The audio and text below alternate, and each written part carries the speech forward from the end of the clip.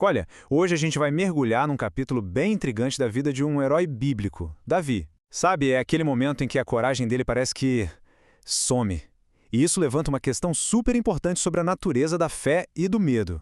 E a pergunta que fica é essa, né? Como é que pode? O mesmo cara que derrubou o gigante Golias, cheio de confiança em Deus, de repente está fugindo, paralisado de medo de um rei, um ser humano. É essa contradição que a gente vai tentar entender hoje, para sacar a psicologia por trás da queda de um herói. Então, para começar, vamos dar uma olhada nesse conflito interno que marca essa fase da vida de Davi. É um paradoxo, sabe? Que bagunça um pouco a imagem que a gente tem dele. É que de um lado a gente vê aquela fé, inabalável que derrubou um gigante, mas do outro tá o medo do rei Saul, que faz ele tomar decisões por conta própria, sabe? Sem contar com Deus. E os comentaristas, eles apontam uma coisa fundamental aqui. Davi confiava em Deus para lutar as batalhas de Israel, mas parece que naquele momento ele não estava confiando em Deus para lutar a batalha pessoal dele. O medo meio que colocou a fé dele numa caixinha, isolada.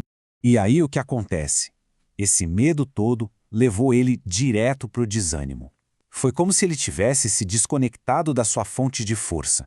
Em vez de fazer o que ele sempre fazia, que era consultar a Deus, ele começa a criar os próprios planos de sobrevivência. E é aí que mora o perigo, né? É um ponto de virada onde a autossuficiência toma o lugar da fé.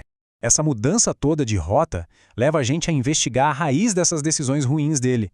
E o mais interessante é que as causas são bem familiares para a gente hoje em dia. Olha só que loucura! A luta do Davi tem tudo a ver com desafios de hoje. Nas análises, o estado mental dele é descrito com palavras como depressão, ansiedade, esgotamento, o famoso burnout. Isso mostra uma coisa que não muda com o tempo. O peso de ser perseguido o tempo todo, de viver na incerteza, isso pode destruir a resistência de qualquer pessoa, até dos mais fortes. E tem uma frase na análise que resume isso perfeitamente.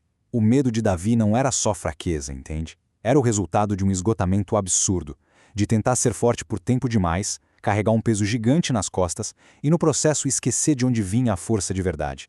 E essa fase durou quanto tempo? Pois é, 16 meses. 1 ano e 4 meses.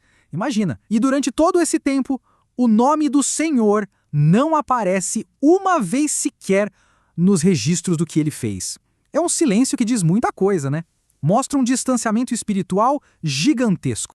Bom, e essa desconexão com o espiritual acabou empurrando ele para um caminho ainda mais complicado. A partir daqui, a gente vê o Davi construindo literalmente uma teia de mentiras para conseguir sobreviver.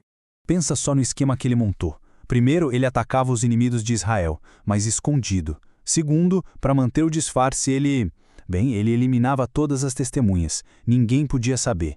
Terceiro, ele ia lá e mentia na cara dura para o rei Aquis, dizendo que tinha atacado o próprio povo dele, o povo de Judá. Era uma vida dupla, 100% baseada em violência e mentira. E o pior, a estratégia deu certo. O rei Aquis caiu direitinho na farsa. Ele ficou convencido de que o Davi tinha virado a casaca, rompido com Israel e que agora seria um servo leal para sempre. Isso mostra não só que a mentira foi eficaz, mas o quão fundo Davi foi nesse engano. Mas a gente sabe, né? Nenhuma mentira dura para sempre sem cobrar um preço. E agora a gente vai ver o custo, um custo bem alto, das ações do Davi. O impacto disso tudo veio em ondas. Primeiro, teve aquele 1 ano e 4 meses de uma falsa sensação de segurança. Depois, vieram as consequências desastrosas que essa aliança quase provocou. E por último, um legado bem doloroso. Por causa de todo o sangue que ele derramou nessa época, mais para frente, Davi foi proibido de construir o templo de Deus.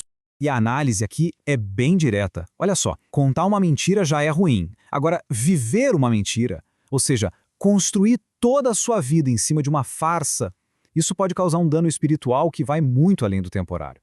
Tá, então o que a gente tira de lição da falha desse herói? No fim das contas, a análise consegue extrair umas ideias bem importantes da experiência do Davi que valem até hoje. E tem uma palavra-chave aqui, procedimento. O que a análise quer dizer com isso? É que a nossa fé não se mede pelo que a gente fala que acredita, e sim pelo nosso comportamento, pela nossa conduta no dia a dia. O procedimento é a soma das nossas escolhas, e é ele que mostra no que ou em quem a gente confia de verdade. Isso leva a gente para as lições principais, né?